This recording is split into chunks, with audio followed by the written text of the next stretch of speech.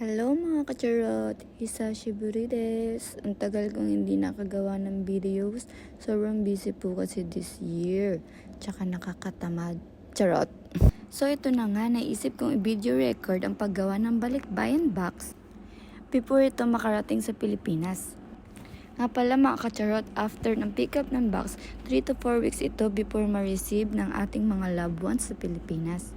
Syempre, tinulungan ako dyan ng aking partner na mag-tape ng aking balikbayan box dahil wala rin siyang magawa sa buhay.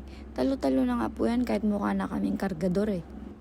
Every year po ako nagpapadala ng box sa Pilipinas, pero first time ko po magpadala ng kulungan ng pusa at swimming pool ng bata. Medyo nahirapan nga po ako sa pag-ayos ng box kaya nagpatulong na ako sa partner ko. Kasi yung puro laman niya bakal. Nakikita niyo ba yung puti doon na parang fluorescent lamp? Yun po yun na puro bakal. At nasa loob na rin po yung malaking bakal na kulungan ng pusa. At syempre, hindi naman pwede puro bakal lang ang ipapadala ko. Kaya sasamahan ko na rin yan ng konti pagkain. Yung purgang-purga ka na sa noodles at sardinas nung bata ka. Pero yun pa din ang ipapatikim mo sa kanila. Charot. Syempre, sasamahan naman natin yun ng konting dessert. Ang pampabulok ng mga ngipin ng bata.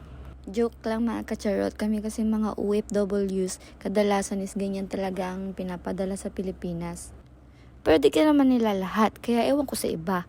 Kanya-kanyang trip kasi yan. Ako nga nagpadala ng bakal eh. Hay nako mga kacharot, napakaliit po talaga ng palitan ng yen ngayon. At napakahirap din po ng trabaho dito sa Japan. Kaya sana, baka naman, sana tumaas na po ulit yung palitan. Nung bata ako, nakakatanggap lang ako ng ganitong padala. Pero ngayon ako na ang gumagawa. Hindi po pala talaga biro ang maging isang OFWs. Akala ng iba marami kang pera porket nasa abroad ka. Pero ang totoo, ginawa mo na lahat ng pagtitipid pero hindi pa rin sapat.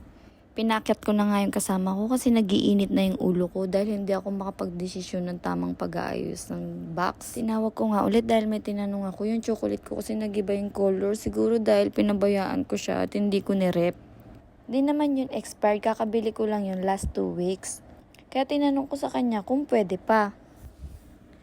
Maka-check no ka lang yung expertise. May dala pa nga po siyang payong dahil nag-uulan po ng time na yan. So, ayun, pwede pa nga daw, kaya pasok yan sa kahon. At syempre, pinalayas ko na nga po ulit dahil ayoko po nang may kasama every time nag-aayos ako sa kahit anong bagay. Mabilis po kasi mag-init yung dugo ko, lalo kapag pinapakialaman ako. Galit po talaga ako sa mga pakalamerang tao.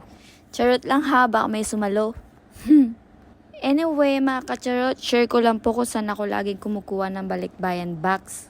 Dito nga po pala ako laging kumukuha ng balikbayan box.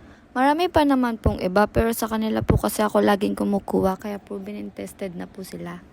O siya mga kacharot, wala na po akong sasabihin at wala na po akong masabi kaya hanggang dito na lang po ulit. Salamat sa panonood, sa susunod ulit na video.